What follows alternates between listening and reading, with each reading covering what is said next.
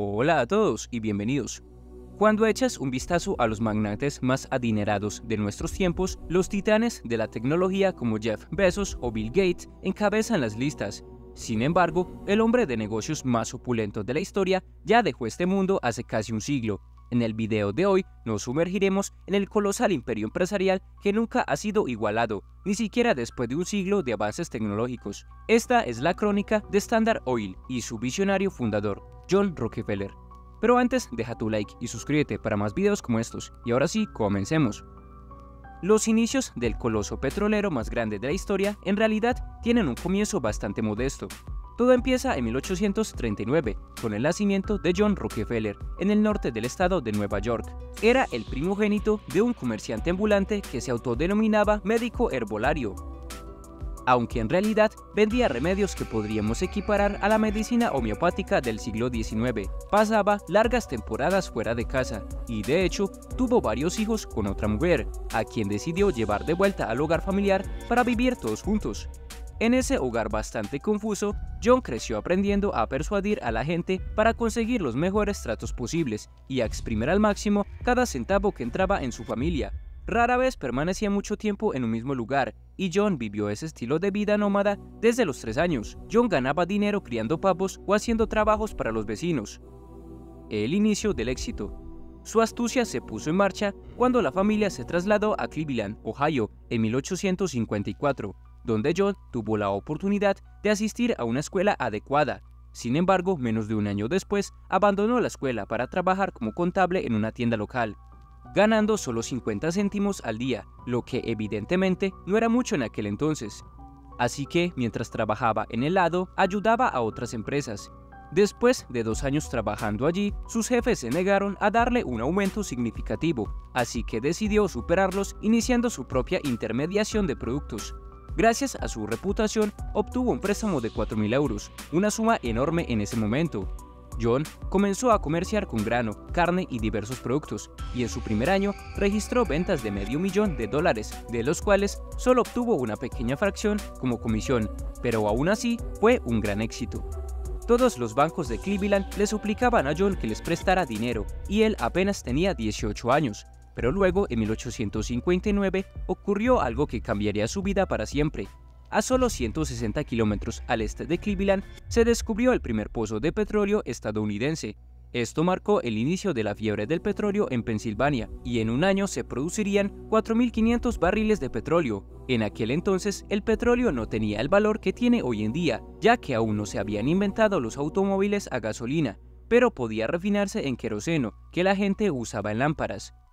John se dio cuenta de que las mayores ganancias no estaban en perforar en busca de petróleo, sino en refinarlo.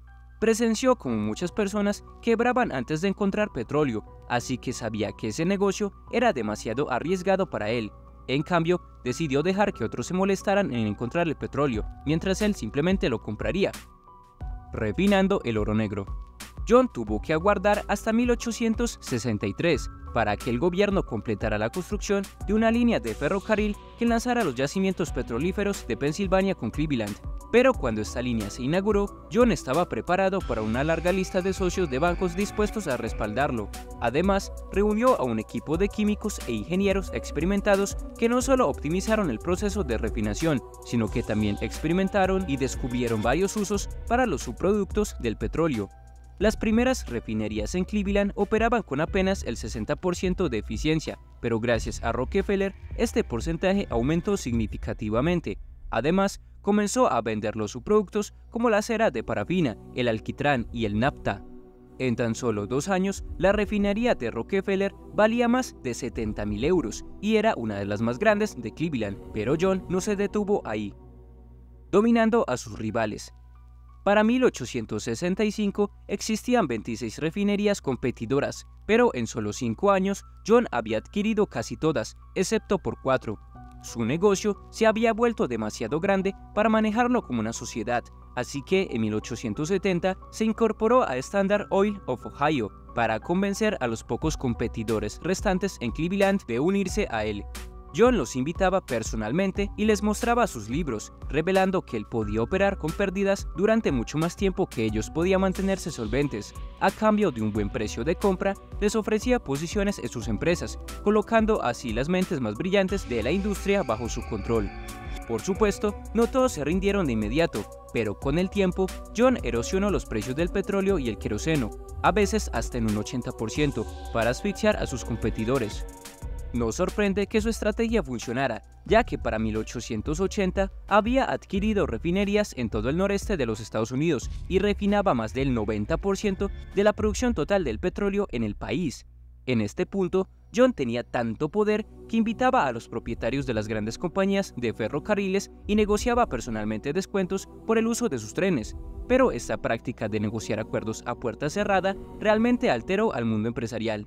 Hago una pausa para recordarte que si te está gustando este video dejes tu like y suscríbete para que no te pierdas más videos como estos. Y ahora sí, continuemos. El momento álgido. En ese entonces y hasta cierto punto hoy en día, la mayoría de los bienes industriales se transportaban en ferrocarril y muchos grandes industrialistas se preocuparon de que el abuso de los descuentos en el transporte por parte de John pudiera resultar en una monopolización similar en sus industrias. Durante la próxima década, empresarios, políticos y los medios de comunicación atacarían a Standard Oil con una ferocidad creciente. Los legisladores en Ohio comenzaron a redactar regulaciones antimonopolios y en Nueva Jersey se creó el Standard Oil Trust, que a su vez tenía participaciones en más de 40 empresas locales. Luego, para mostrar su éxito, John construyó una impresionante sede para su empresa en Broadway. Este fue el momento culminante de Standard Oil Rockefeller. Poseía 20.000 pozos de petróleo, más de 6.000 kilómetros de oleoductos y empleaba a más de 100.000 personas. Sin embargo, su control sobre la industria del petróleo se estaba debilitando, tanto en el país como en el extranjero. Se habían descubierto enormes depósitos de petróleo en Rusia y Asia, y se estaban haciendo desarrollos por la familia Rothschild, que no escatimaban esfuerzos para llevar ese petróleo a América. Peor aún, en 1890, el gobierno federal aprobó la ley Sherman Antitrust, que finalmente le dio a los políticos los recursos para ir tras el Standard Oil Trust en sí. La desintegración de Standard Oil. Por supuesto, la estructura legal compleja detrás de todas las empresas era muy difícil de investigar, razón por la cual el gobierno realmente no pudo desmantelar Standard Oil hasta 1911. Para ese momento, John Rockefeller ya había cobrado y ya no estaba gestionando activamente la empresa. En los últimos 20 años de existencia de su empresa, había pagado más de $500 millones en dividendos. Según algunas estimaciones, el valor real de Standard Oil en su punto máximo era de 1 millón de euros, por lo que la desintegración realmente no sorprendió a la mayoría de la gente. En 1911, la Corte Suprema encontró culpable a Standard Oil por prácticas anticompetitivas y dividió la empresa en 34 entidades separadas. Por supuesto, John Rockefeller mantuvo su interés en estas empresas hasta su muerte, y de hecho resultó que la desintegración fue el evento más rentable de su vida. Con el tiempo, muchas de esas empresas se fusionaron entre sí nuevamente. Hoy en día, la mayoría de los restos de Standard Oil son parte de ExxonMobil, Chevron o BP, que desde entonces se han convertido en empresas increíblemente grandes por derecho propio. La propiedad de John Rockefeller en estas empresas lo convirtió en el empresario más rico que haya existido, con un patrimonio neto estimado en 400.000 millones de euros. Incluso hoy en día nadie ha superado a Rockefeller en el ranking, ni siquiera Jeff Bezos, que parece probable que lo logre. Y hasta acá con el video de hoy. Recuerda dejarnos su apoyo si te ha gustado y suscríbete activando la campanita de notificaciones para que no te pierdas más videos como estos. Nos veremos en la próxima.